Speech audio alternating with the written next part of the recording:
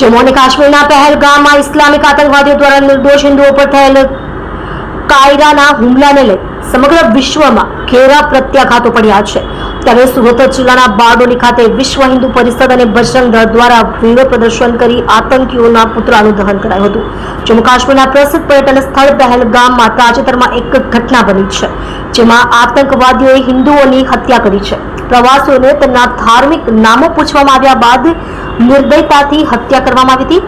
આખા રાષ્ટ્રને આઘાતજનક અને આક્રોશિત કરવામાં આવ્યો છે। આ હુમલામાં 3 ગુજરાતીઓ સહિત 28 લોકોના મૃત્યુ થયા છે। આ માત્ર આતંકવાદી હુમલો નથી, પરંતુ તે ભારતના બહુમતી સમુદાયની ધાર્મિક લાગણીઓ પર હુમલો છે, જેને લઈ સમગ્ર વિશ્વમાં અને દેશમાં ઘેરા પ્રત્યાઘાતો પડ્યા છે અને ઠેર ઠેર વિરોધ પ્રદર્શન થઈ રહ્યા છે। ત્યારે સુરત જિલ્લાના બારડોલીના શહીદ ચોક ખાતે વિશ્વ હિન્દુ પરિષદ અને બજરંગ દળ દ્વારા વિરોધ પ્રદર્શન તેમજ આતંકીઓનું પુતળા દહન કરવામાં આવ્યું હતું। તેમજ આ હુમલામાં મૃત્યુ પામનાર મૃતકોને 2 મિનિટનું મૌન પાળી શ્રદ્ધાંજલિ આપવામાં આવી હતી અને આપણા દેશની એકતા, અખંડિતતા અને સુરક્ષાને નુકસાન પહોંચાડવાનો પ્રયાસ કરી રહ્યા છે તેવા આતંકીઓ પર કડકમાં કડક કાર્યવાહી થાય તેવી માંગ સાથે વિરોધ દર્શાવ્યો હતો।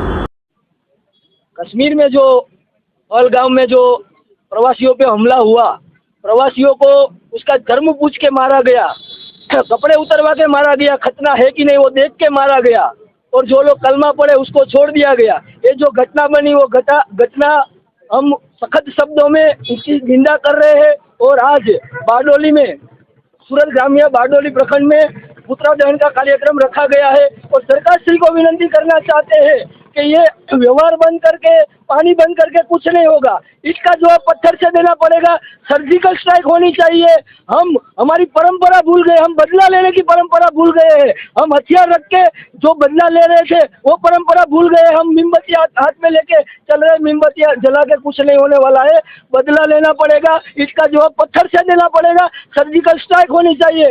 और कहना चाहता हूँ, इसके पहले भी ये आतंकवादियों ने अमरनाथ यात्रियों को धमकी दी थी। उस टाइम भी विश्व हिंदू परिषद बजरंग दल ने चुनौती एक्सेप्ट करके आज की डेट में हर साल बजरंग दल द्वारा पूरे देश से लाखों बजरंगी अमरनाथ यात्रा पे जा रहे हैं। उसी तरह मैं सरकार को कहना चाहता हूँ, अगर आपसे कुछ होता है तो ठीक है, नहीं तो बजरंगियों को छूट दे दो। बजरंगी तैयार है इसका जवाब पत्थर से देने के लिए।